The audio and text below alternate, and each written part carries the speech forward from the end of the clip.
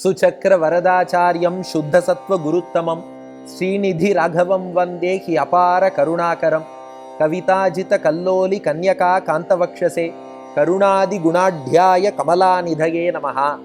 ஸ்ரீ சங்கரா தொலைக்காட்சி நேயர்களுக்கு வணக்கம். புன்னகை ராமாயணம் ஒவ்வொரு புன்னகையா அனுபவித்து வருகிறோம்.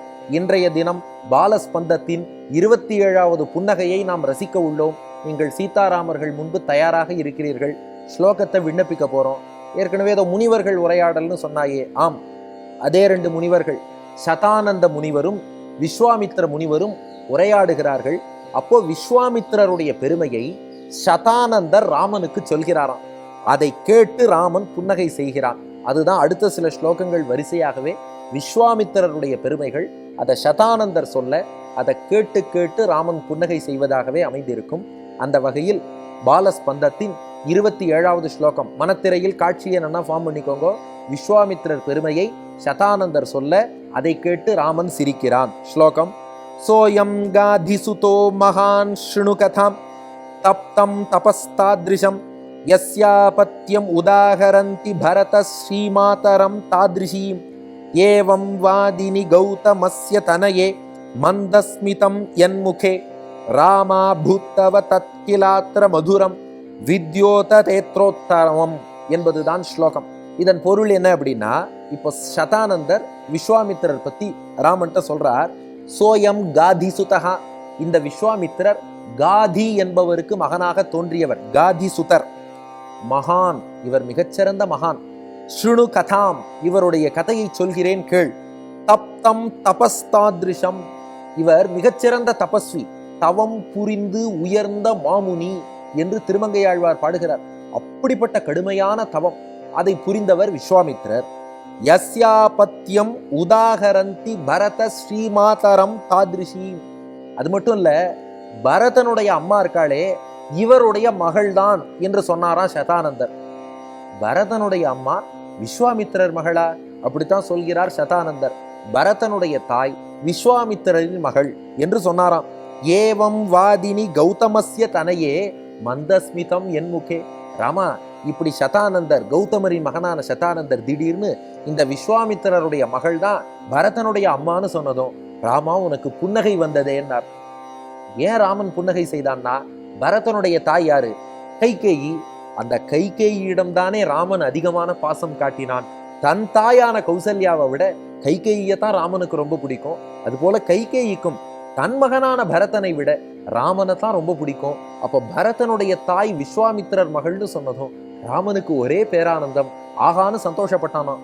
நீங்க சொல்லுவேள், அவர் சந்தோஷப்பட்டு சிரிச்சதெல்லாம் இருக்கட்டும், எங்களுக்கு சந்தேகம் தானடா வந்தது. பரதனுடைய தாய் எப்படி விஸ்வாமித்திரர் மகளாவாள்? கைகேயியோட அப்பா அவன் கேகய தேசத்து ராஜா, அவனுக்கு அஸ்வபதினு பேரு. பரதனுடைய அம்மாவை விஸ்வாமித்திரர் மகள்னு சொல்லலாமான்னா, சதானந்தர் சொன்னது வேற பரதன். அவன் யாருன்னா, துஷ்யந்தனுக்கும் சகுந்தலைக்கும் பிறந்த மகனாகிய பரதன். அந்த துஷ்யந்தன் சகுந்தலை மகன் பரதன். அவனுடைய பரதனின் தாய் யாரு? சகுந்தலை. அந்த சகுந்தலை யாருன்னா விஸ்வாமித்திரருடைய மகள். விஸ்வாமித்திரர் மகள் தான் சகுந்தலை. அப்போ பரதன் விஸ்வாமித்திரருக்கு பேரன் தானே. அது ராமன் தம்பி பரதன் இல்ல, வேறு பரதன். ஆனா இங்க அழகு என்னன்னா, அந்த துஷ்யந்தன் சகுந்தலை மகனான பரதனுடைய தாயான சகுந்தலை விஸ்வாமித்திரர் மகள் என்று சகுந்தலாவை நினைத்து சதானந்தர் சொன்னாலும், ராமனை பொறுத்தவரை பரதனுடைய அம்மா இவருக்கு மகள்னதும் கைகேயி ஞாபகம் வந்துடுத்து. ஆகா, என் கைகேயி, என் தாய் என் மீது எவ்வளவு பாசம் காட்டுவாள்னு கைகேயின் பாசத்தை நினைத்து ராமா நீ புன்னகை செய்தாய். அதுதான் ராமா பூத்தவ தத்கிலாத்திர மதுரம் வித்யோததே அத்திர உத்தமம். அந்த உத்தமமான உயர்ந்த மதுரமான புன்னகை அதைத்தான் வடுவூரிலே நீ வெளிப்படுத்தி காட்டுகிறாய்னு இந்த ஸ்லோகத்துல ரசிக்கிறார். அப்ப ஸ்லோகத்தின் கருத்து, சதானந்தர் விஸ்வாமித்திரரை பற்றி ராமலக்ஷ்மணாட்ட சொல்றார். ஏன்னா அந்த விஸ்வாமித்திரரால் அழைத்து வரப்பட்டவர்கள்னா உங்களை கூட்டுன்னு வந்தவர் சாமானியர் அல்ல.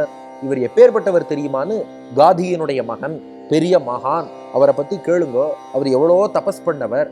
பரதனின் தாய் இவர் மகள் சகுந்தலைன்னு சொல்ல ராமன் பார்த்தான், பரதனின் தாய் கைகேயி.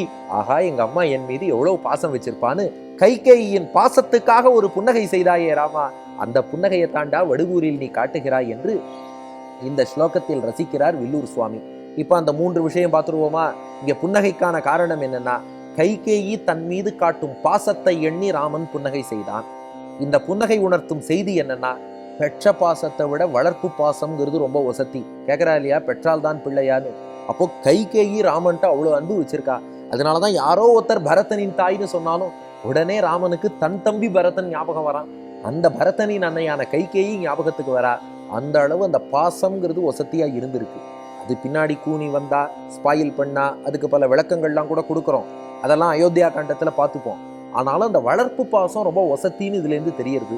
மூன்றாவது, இந்த புன்னகையை அனுபவிப்பதால் நமக்கு என்ன பலன்? வாங்க ஸ்லோகத்தை சேவிச்சுடுவோம்.